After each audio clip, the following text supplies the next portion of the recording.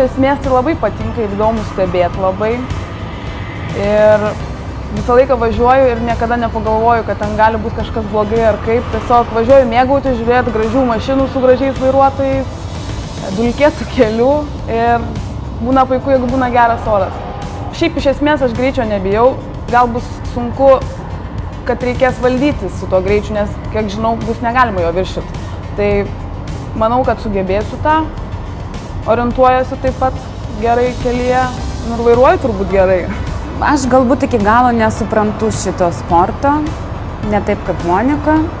Aš tikrai nuoširdžiai bandžiau suprasti, aš tikrai važiavau žiūrėti. Visas vaizdas, ką dažniausiai aš pamatydavau, tai yra reikia kelis kilometrus eiti per miškus purvynus tam, kad per 10 sekundžių išgirsti tą bzzz pravažiuojantį pro šalį ir kaip ir viskas. Ir aš neatradau tame kažko labai įdomaus savo ir iš tikrųjų aš nuoširdžiai iki galo suprantu, kas ten yra tokio įdomaus.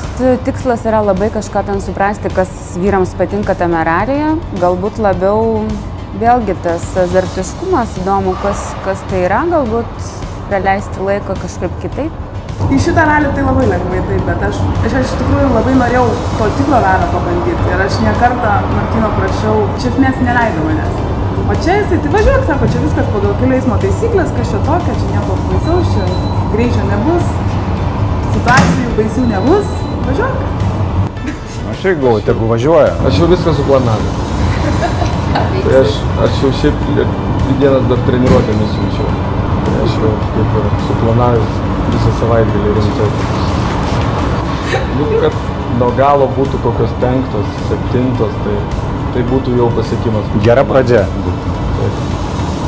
Kad kai ryte atsikels, kad tokia spalvų gama būtų didelė, aš palinkėčiau tokia. Ne vien ta pilka ir juoda, tai kad būtų ir geltona, ir raudona, ir mėlyna, ir šypsenos, ir žalia viskas. Aš taip palinkėčiau. Gerų įspūdžių, mėgautis, kas be nutiktų, ramiai, nepanikuot ir užsiimant tuo žaidimu visada viskas smagu. Valio!